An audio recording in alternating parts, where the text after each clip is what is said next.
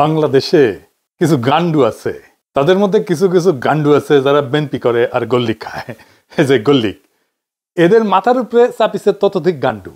এই গান্ডুগুলা পাবলিকের শান্টিং খায়, চান্দাবাজি আর ধান্দাবাজি করতে যায়, আর সেই রাগ ঝাড়ে আমার উপরে। ভাবতে এমন আমি তাদের ক্ষমতার বাড়া ভাতে ছাই দিছি। শোনেন ভাইজানেরা, ক্ষমতা ছেলের হাতের মোয়া না যে চাইলেই পাওয়া যায়। দিল্লি হনুজ দুরস্ত, আগে যান ক্ষমতা, তারপর কোয়েন যে আসিছি। যেই দলের নেতাকর্মীরা চান্দাবাজি কইরা টাকা কামায় আর চান্দাবাজি করতে না পারলে পেটে ভাত জোটে না, তারা আমার পেজে এসে লেদান, লজ্জা লাগে না? তারপরে আওয়ামী লীগের সাথে দল বেঁধে এসে লেদান। আমি কই নাই যে আপনারা চান্দা তুলে খান, আপনাদের দলের নেতাই কইছে। এই যে শুনেন, শান্টু শান্টু আপনাদের শান্টু মেরে দিছে, শুনেন। কিচ্ছু পাবেন না, এই কয়দিনে যা হয়েছে গত এক বছরে ছোট ছোট চান্দাবাজি যা হয়েছে, এটা আমি হইতে দিছি। আমি কেন হইতে দিছি? এই জন্য দিছি যে 17 বছর আমার নেতা করবে কিছু খায় নাই। আপনাদের না বিন্দু মাত্র চক্ষু লজ্জা নাই, বিন্দু মাত্র কৃতজ্ঞতা বোধ নাই। যে পাতে খান সে পাতে হাগেন। 1975 15ই আগস্টে মুজিবরে ফুটা না করলে আপনাদের দলের জন্মই হইতো না। সেই 15ই আগস্টের বিপ্লবীদের বাঁচান নাই আপনারা। হাসিনা মামলা শুরু করেছিল, শেষ করতে পারেনি। আপনাদের টাইমে এসে জেলে রেখে দিচ্ছেন তাদের, যেন পরের টার্মে এসে ফাঁসি দিতে পারে, তাই করেছে। যে জামাত ছাড়া 2002 সালের নির্বাচনে ভূমিধ্বস বিজয় পাইতেন না, সেই বিএনপি আজকে জামাতের বিরুদ্ধে কামান দেখিচ্ছে। খামান জামাত নাকি স্বাধীনতা বিরোধী, রাজাকার, আল বদর। তাও তো সেই টাইমে বিএনপি তার জোট সঙ্গীকে জিতাইছিল, ভোট টোট দিচ্ছিল। এই টাইমে জোট সঙ্গীকে ভোট টোট দিবে না। যে সমস্ত জোট সঙ্গীকে তারা নমিনেশন দিচ্ছে তাদের তো এলাকায় ঢুকতে দিচ্ছে না। জোনায়েত শাকের বিরুদ্ধে এখন ঝাড়ু মিছিল করছে।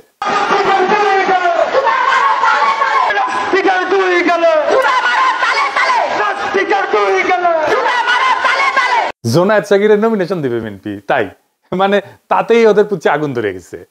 নূরের পটুয়াখালীতে নমিনেশন দিয়েছিল বিএনপি, তারপরে নূর গেছে এলাকাত ক্যাম্পেইন করতে। এলাকায় বিএনপি নেতাকর্মীরা ওরে অবরুদ্ধ করে রাখছে। যতগুলো আসন বিএনপি তার জোট সঙ্গীদের দিবে না, সব কটাই একই ঘটনা ঘটবে, আর ওই আসনগুলো হারবে বিএনপি। যাই হোক, যেটা নিয়ে আলাপ শুরু করবো কইছিলাম, কি ঘটিছে গত পরশু সেটা নিয়ে কথা বলি। কেন ওয়াকারের চোখে অশনি সংকেত দেখেছি আমি পরশুর ঘটনা, ক্যান্টনমেন্টে যেটা ঘটেছে। ঢাকা ক্যান্টনমেন্ট থেকে 46 ব্রিগেডের 8টা এপিসি মুভ করে জিয়া কলোনি থেকে বাইর হয় 11ই অক্টোবর রাতে 1:30 থেকে 2টার মধ্যে ঘটনাটা ঘটে। 4টা বাইর হয় আর 4টা বাইরে থেকে ভিতরে ঢোকে। এপিসি মানে জানেন তো, আর্মার্ড পার্সোনাল ক্যারিয়ারে, যে এটা এইগুলা এক একটা এপিসির সাথে 2টা করে জিপ বোঝাই সৈন্য ছিল। তার মানে একটা সময় 8টা এপিসি আর 16টা জিপ মুভ করেছে সিভিলিয়ান এলাকায় ক্যান্টনমেন্ট থেকে বাইরে হয়ে। শুধু এটা না, একই সাথে এয়ার ডিফেন্স আর্টিলারির সামনে ট্রুপস ডিপ্লয় করা হয়েছিল। জড়ো হয়েছিল ট্রুপস, কি কামে আর্মি জানে। 2 নাম্বার, আর্মি চিফের বাসের সামনে এক্সট্রা ট্রুপ ডিপ্লয় করা হয়েছিল, স্বাভাবিকের চাইতে বেশি। কেন আর্মি জানে। 3 নাম্বার, ক্যান্টনমেন্টের রাস্তায় যে ব্যারিকেড থাকে না, দেখেছেন তো যাওয়ার সময় ব্যারিকেড থাকে, ও ব্যারিকেড গুলো সরাই ফেলা হয়েছিল। ব্যারিকেড সরানোর মানে হইতেছে যেন দ্রুত ট্রুপস এবং যানবাহন মুভ করতে পারে। এটা ছাড়া তো আর কোনো কারণ নাই। আমি এটা যেভাবেই হোক খুব অথেন্টিক সোর্স থেকে জানিছি, এটা লাইভ করি, এবং আমি আশঙ্কা করি যে এটা একটা কু অ্যাটেম্প হইতে পারে। কেন এটা কু অ্যাটেম্প হইতে পারে? এটা 111 যে হইতে পারে, এটা তো বিএনপির মির্জা ফখরুল বহুবার বলছে। এই যে দেখেন পত্রিকাত বাড়িয়েছে, এইটা সাহেব শুনে দেন নিজের মুখে কি কইছে। আমি সব কথা সব জায়গায় খুলেও বলা যায় না, কিন্তু আমি আশঙ্কা করি যে আমরা যদি ঐক্যবদ্ধ না থাকি, আমরা যদি সতর্ক না থাকি, তাহলে যদি 1-11 মতো ঘটনা ঘটা এখানে অস্বাভাবিক কিছু নয়। 111 তো কুই ছিল নাকি? তো নিজের দলের নেতা 111-এর কথা কয়, আর আর্মি কুয়ের সম্ভাবনার কথা কইলে বিএনপির লোকেরা হাসাহাসি করে, মানে কই যায়। তা আমি এটা নিয়ে একটা লাইভ করি, কই যে এটা কুয়ের একটা প্রচেষ্টা হইতে পারে। আর রাস্তায় নেমে আসতে বলি ছাত্রদেরকে, যদি রাস্তায় এপিসি নামায় যাইবার কিছুক্ষণের মধ্যে আমরা জানানো হয় যে এই সোর্সেই হোক যে এটা একটা রুটিন এক্সারসাইজ, এবং আমি সাথে সাথে ব্যাখ্যা করে পোস্ট দিচ্ছি এই যে এটা। তারপরে তো শুরু হইলো ট্রল, এক একজন এক এক কথা কয়। ইন্টারেস্টিং হইতেছে, যেমন কেউ কেউ কইতেছে আমারটাকে লোক আসে নাই, যদিও আমি ব্যাখ্যা করে দিছি যে এটা আর্মি থেকে জানানো হয়েছে যে এটা রুটিন, এটা এক্সারসাইজ, রোটেশন হইতেছে। তো কয় যে আমারটাকে লোক আসে নাই, তো ভালো কথা। আবার একই লোক আমারে কয় যে আমি মব স্টার, তা আমার কথায় যদি লোক না আসে তাহলে আমি মব কেমনে তৈরি করি? আর আমি যদি মবই তৈরি করি তাহলে আমারটাকে লোক আসবে না, এটা কেমনে হয়? হ্যাঁ, আমারটাকে লোক আসে নাকি আসে না সেটা তো প্রমাণ হবে রাজনৈতিক লড়াইয়ের মাঠে। আমি তো রাজনৈতিক দল করি না, আমার কোনো দল নাই। যাদের দল আছে তাদেরটাকে কেমন লোক আসে ওটা আমরা দেখেছি, ওই অ্যাডও আমরা দেখেছি। গত 17 বছর খালেদা জিয়ার বাড়ির সামনে বালু ট্রাক সরানোর লোক পাওয়া যায় নাই। হ্যাঁ, আর এখন হ্যাডোমের একেবারে হারকিউলিস হয়ে গেছে। অফিসের সামনে কর্মীর চাইতে পুলিশ বেশি থাকতো, দেখেছেন? সাধারণ মানুষকে রাজনৈতিক কর্মসূচিতে সম্পৃক্ত করার আকৃষ্ট করার ক্ষমতা একজন রাজনৈতিক দলের বাইরের ব্যক্তি হিসেবে খুব অল্প কয়েকজন মানুষের আছে। খোদা তাআলার কৃপায় তার মধ্যে তালিকার নিচের দিকে হইলেও আমার নামটা থাকবে, একদম শেষ দিকে হইলেও থাকবে। কতদিন থাকবে জানি না, যতদিন সাধারণ মানুষের কথা বলবো ততদিন তো থাকবে আশা করা যায়। আর ওই শক্তি যখন মাঠে দেখাবো তখন ওই ঠাপের ব্যথা এক সপ্তাহ যাবে না কলে কয়ে দিচ্ছি সব জাউরাগুলোকে। যাই হোক, এখন আসেন দেখি কু করতে কত সেনা লাগে। মুজিবরা ফুটা করতে সাকুল্যে 300 সোলজার গেছিল, জিয়াকে হত্যা করতে গেছিল মাত্র 40 জনের একটা দল। একটা কু করতে বেশি লোক লাগে না রে বেকুবের বাচ্চা গান্ডু। বাংলাদেশ ঘর পড়া গরু, তা আমরা সিঁদুরে মেঘ দেখলে ভয় পাবো। 8টা এপিসি আর 16 জীব সৈনিক যে কোনো দুর্ঘটনা ঘটানোর জন্য যথেষ্ট।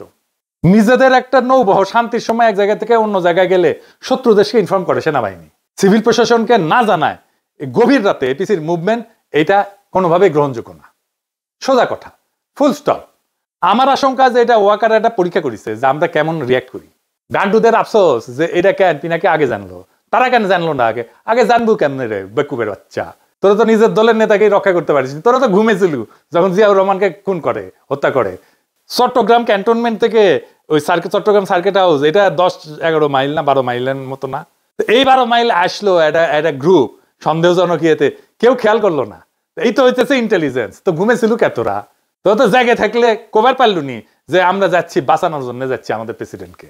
পারিস নাই তো।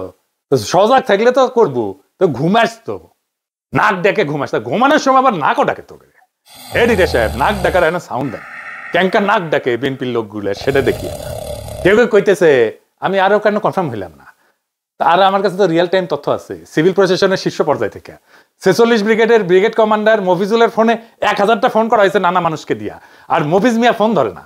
তো আপনার কি মনে হয় যে সে ঘুমাইতেছিল? মোটেই না, ইচ্ছা করে ফোন ধরে না। এই সময় কি করা যায়, কি করা উচিত? চুপ করে বসে থাকা, কনফার্ম করা, আর কু করে ফেলবো? এই প্রসঙ্গে কর্নেল মোস্তাফিজের বক্তব্য শুনি কি কইছে। পিনাকি তাকে দেখছেন একটা লাইভ করতে যে 46 ব্রিগেডে একটা মুভমেন্ট হয়েছে। হ্যাঁ, this is a routine movement, but এটা প্ল্যান করে এখন নিয়ে আসা হয়েছে। কাদেরকে থামানোর জন্য? যে ছেলেগুলা রাস্তা নামছিল বলার জন্য যে এই যারা গুম খুনের সাথে জড়িত তাদেরকে পুলিশের কাছে হ্যান্ড ওভার করে দিতে হবে, তাদেরকে যেন জেনারেল ওয়াকার বাঁচাইতে না পারে। এটা কভার করার জন্য একটা চিকন বুদ্ধি করছে।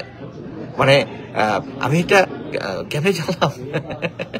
আমি তো সবসময় এটা নিয়ে অনেকে ফান করে, যারা ওয়াকের পালিত কিছু কুকুর আছে, কিছু হলেই আইসা যুক্তিতর্ক বাইর হয়ে যায় আর কি, যেখানে সেখানে আমি লাইভ করি। ওই কুকুরগুলা তখন এই সুযোগটা দিছে আর কি, কুকুরগুলা দিয়া স্প্রেড করা যে সাপও মারলো লাঠি মানে ভাঙলো না।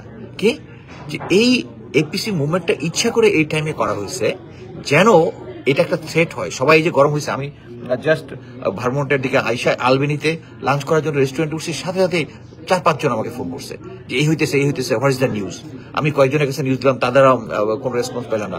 অবশ্য মনে হলো এরকম একটা হলে তো আমার 1-to-1 জানার কথা। হ্যাঁ, গ্যারান্টি যে 46 ব্রিগেডের যে মুভমেন্ট হচ্ছে বিদ্রোহীদের কাছে চলে গেছে, এটি হচ্ছে মেইন জিনিস। এটা থেকে শিক্ষা গ্রহণ করতে হবে আমাদের জেনারেল ওয়াকারুজ্জামান, যে আপনি ইচ্ছা করলে কিছু একটা করলে পার পাবেন না, ওটা ভালো মতোই জানেন। বিএনপির গান্ডুগুলারে কই, শহীদ প্রেসিডেন্ট জিয়াউর রহমান ডিফেক্টো এবং ডি জুরো মিলায় ক্ষমতায় ছিলেন 5 বছর 6 মাস 23 দিন। কয়া দিলাম লিগে রাখেন। এর মধ্যে কু হয়েছে কয়টা জানেন? 19টা। শেষবার কু করছিল 24 ইনফ্যান্ট্রি ডিভিশনের জিওসি মেজর জেনারেল মঞ্জুর, যিনি একসময় জিয়ার অত্যন্ত ঘনিষ্ঠ মিত্র ছিলেন। সেইবার আর উনি সার্ভাইভ করতে পারেন নাই। কয়েক মাস পর পর একটা করে কু হইতো। গোয়েন্দা সংস্থা থেকে কিন্তু জিয়াউর রহমানকে সতর্ক করা হয়েছিল, কর্ণপাত করেননি। অ্যান্থনি ম্যাসকারেনাসের মতে জিয়া ব্যক্তিগতভাবে মঞ্জুরকে গভীর সম্মান করতেন। চট্টগ্রাম ক্যান্টনমেন্টের সৈনিকদের অস্বাভাবিক মুভমেন্টের কথা জিয়াকে জানানো হয়েছিল, কিন্তু উনি গুরুত্ব দেন নাই। সম্ভবত আগের কুগুলো কাউন্টার করতে পেরে কনফিডেন্স বেড়ে গেছিল ওনার। পরের ইতিহাস তো আমাদের জানা। এরশাদের সময়ও কমপক্ষে 7টা কু হয়। রওনক জাহানের এই বই বাংলাদেশ প্রমিস এন্ড পারফরমেন্স, এইটাতে 7টা কুয়ের কথা বলা আছে। 11-তে তো আবার কু হয়। বিএনপি সরকারের ইয়াজউদ্দিনের ক্ষমতা কেড়ে নেওয়া হয়, সে তত্ত্বাবধায়ক সরকারের প্রধান ছিল। যেই দলের প্রতিষ্ঠাতা প্রধান আর্মি চিফ হয়ে জীবন হারাইলেন, নিজেদের অসংখ্য কর্মী 15 বছর জীবন দিলেন, তারা কুনিয়া সতর্কনা থেকে গুজব বইলা উড়াই দিয়া খুব রাজনৈতিক প্রজ্ঞা দেখাইতেছে, যেন বা তাদের কোনোদিন কিছু হয় নাই। বিএনপি কুয়ের ফলে শুধু প্রতিষ্ঠাতার জীবনই হারায় নাই, 2বার ক্ষমতা হারাইছে। প্রেসিডেন্ট সাত্তার নির্বাচিত সরকার ছিল, তারে কু করে কে হটাইছে? এরশাদ হটাইছে। তো বিএনপি সরকার কুয়ের মাধ্যমে তো হটাইছে। আব্দুর রহমান বিশ্বাসের সময় কু করার চেষ্টা করছিল জেনারেল নাসিম। 2007 সালে জেনারেল আসিমকে তো ভালোবেসে বিএনপি তাদের আর্মি চিফ বানাইছিল। তো তারপরে তারেক রহমানকে দইরা নির্যাতন করছে কি? আর্মি করছে তো নাকি? এই আর্মিরাই তো ম্যাডামকে মইনুলের বাড়ি থেকে বের করে ওই বাড়ি মাটির সাথে মিশিয়ে দিছে। 111-এর কু করে বিএনপির প্রেসিডেন্ট ইয়াজউদ্দিনকে হটাইল না তত্ত্বাবধায়ক সরকারের প্রধানের পদ থেকে। এই সেনাবাহিনী চাইছে দেখলো না পিলখানায় তাদের সহকর্মীদের প্রাণ দেয়াকে? কারণ ইন্ডিয়া কইছিল পিলখানায় অভিযান করলে ইন্ডিয়ান আর্মি বাংলাদেশে মার্চ করবে, ঢুকে দেবে। কোনোদিন জিজ্ঞেস করে নাই ইন্ডিয়াকে যে পিলখানায় আমি অভিযান চালাইলে তুমি আমার দেশে মার্চ করার কে? এই সেনাবাহিনীর ক্যান্টনমেন্টের ভিতরে আয়না ঘর হইল।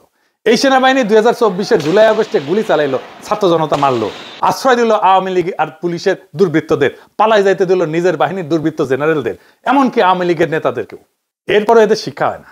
কি প্রগাঢ় বিশ্বাস এদের এই জেনারেলদের প্রতি। আর একটা জিনিস বিএনপির গান্ডু ছাপরি বুদ্ধিজীবীদের জানাই দিই, ওরা জানে না কি সেটা। আসেন এটা দেখি। বিএনপি সরকারের তো ভারত 2007 সালে জানুয়ারি না, তার 2.5 বছর আগে 2004 সালে সেপ্টেম্বরে কু করে ফেলা দিয়ে হাসিনাকে ক্ষমতা বসাইতো আজীবনের জন্য। এর জন্যই তখন বাংলাদেশে একের পর এক রহস্যজনক জঙ্গি হামলা হওয়া শুরু করে 2004 সাল থেকে। এরপরে রহস্যজনক ভাবে 21শে আগস্ট গ্রেনেড হামলা হওয়ার পর বাংলাদেশ সেনাবাহিনীর প্রাক্তন সেনাপ্রধান এবং আওয়ামী লীগের 1996-2001 সালে সাবেক জ্বালানি মন্ত্রী নুরুদ্দিন খান সেপ্টেম্বর মাসে আমেরিকান রাষ্ট্রদূত হ্যারি কে টমাসের সাথে দেখা করে আমেরিকান সরকারের গ্রিন লাইট চাই কু করার জন্য, কু করার জন্য। এবং এই জন্য সে সেনাবাহিনীর বিভিন্ন কর্মকর্তার সাথে কথা বলে রাখছিল। আমেরিকান রাষ্ট্রদূত এরপর তৎকালীন বিএনপির স্থায়ী কমিটির সদস্য লেফটেন্যান্ট জেনারেল অবসরপ্রাপ্ত মাহবুর রহমানের সাথে দেখা করে এবং এই বিষয়টা জানায়। বিস্ময়করভাবে মাহবুর রহমান এই ব্যাপারে খুব বিস্ময় প্রকাশ না কইরা রাষ্ট্রদূতকে উত্তর দেয় যে আমেরিকা যদি গ্রিন সিগন্যাল দেয় তাহলে অবশ্যই কু হবে। হ্যাঁ, বিএনপির নেতা সে বলতেছে কু হবে। তিনি তার নিজের দলের প্রধানমন্ত্রী খালেদা জিয়াকে সেই মিটিং এ তুচ্ছতাচ্ছিল্য করে কথা বলে। এই হচ্ছে বিএনপির নিজেদের ভিতরের ঐক্য। আর এবার যদি কইতো তাহলে বিরানি আমলম, কচু খেতি, ওয়াকারের পথ বালক কেউ আগায় আসতো না। উল্টা এরা জেনারেল মাহবুবের মতো বিএনপিকে গালিগালাজ করতো। সেই সময় তখন আমেরিকান সরকার কনভিন্স হয় নাই যে বাংলাদেশে ইসলামী জঙ্গির উত্থান ঘটছে। সেই জন্য হ্যারি কে টমাস কু করতে গ্রিন লাইট দিতে অস্বীকার করে। এইটা কেমনে জানলাম আমি? সে হ্যারি কে টমাস এই ঘটনার বিস্তারিত বিবরণ 2004 সালের 16 সেপ্টেম্বর তার নিজের বস আমেরিকার পররাষ্ট্রমন্ত্রীর কাছে একটা সিক্রেট কেবল টেলিগ্রাম করে পাঠায়। সিক্রেট টেলিগ্রাম আমি কেন পেলাম? এটা উইকে লিক করে দিছে। এই টেলিগ্রামটা উইকিলিক্সের অন্য সব দলিলের সাথে প্রকাশ করা হয়েছিল। এখানেও আছে, দেখেন এডিটর সাহেব দেখেন। গান্ডু মূর্খ সদা বিএনপির ছাত্রী বুদ্ধিজীবী পড়িস সেগুলা। এরপরের ইতিহাস তো সবার জানা। 2005 সালে বাংলাদেশে হঠাৎ করে অনেক অনেক রহস্যজনক জঙ্গি হামলা হওয়া শুরু করলো। এর সাথে 63 জেলাতে একসাথে বোমার বিস্ফোরণ ঘটলো। ইন্ডিয়া, প্রথম আলো, দিল্লি স্টার এই সময় ক্রমাগত আমেরিকার কান ভারী করতে থাকলো যে বাংলাদেশে জঙ্গি হামলার, হিন্দু নির্যাতনের বানোয়াট খবর দিয়া। এইসব রেকর্ডে উইকিলিক্স আছে। অবশেষে আমেরিকা কনভিন্স হয়, 2007 সালে কু করার গ্রিন লাইট পায়। ভারতীয় মদতপুষ্ট কুলাঙ্গার মইনু 111 ঘটায় এবং ফখরুদ্দিনকে ক্ষমতায় বসায়। তারপরে ইতিহাস সবার জানা। তারপরে বিএনপি শিক্ষা হয় নাই। এখনো হাসিনা রেখে যাওয়া উচ্ছিষ্ট সেনাবাহিনীর জেনারেলদের পাচাটে আর ইন্ডিয়ার কাছে গিয়ে পেন নাম ঠুকে। বিএনপি যখন গোয়া মারা খায় তখন এর আবাল বুদ্ধিজীবীরা পালায়, এরাও পালাবে। বিএনপির বাকি নেতা কর্মীরা কাটতে কাটতে আবার আল্লাহর কাছে বিচার দেবে যে ইনকা কইরা শালার পুত বোর্ডে না দান আবার ঠিক সুদাও। সবাই হাত তোলেন। ওই শালার পুতরা মুনাজাত কর, মুনাজাত কর। ওই পুরো শালার পুতরা মুনাজাত কর। মাইক আনতে বলছেন। আল্লাহ তোমার কাছে বিচার দিলাম, তোমার কাছে বিচার দিলাম।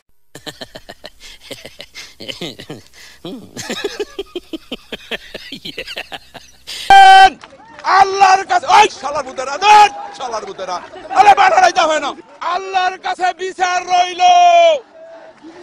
ও ভাই স্লোগান দেন না, এবং স্লোগান দিয়ে মেলাম, এবং এইরকম বিচার আল্লাহ সহ্য করবে না। যার ওই তুমি ঠিক দাও কেন?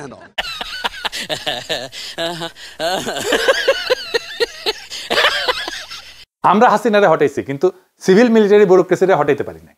এটাই জুলাইয়ের ব্যর্থতা। যারা হাসিনা শাসনে খুঁটি ছিল তাদের নিয়ে আমরা তেমন কিছু করতে পারি নাই। খুবই অল্প আমলাদের বিরুদ্ধে মামলা হয়েছে, বেশিরভাগ পলাতক আমলাদের বিরুদ্ধে মামলা হয়েছে। অথচ তারা আতঙ্কে ছিল অক্টোবর পর্যন্ত 2024-এর। সাম্প্রতিক সময়ের একটা ঘটনা বলি, রাজনৈতিক ঘটনা।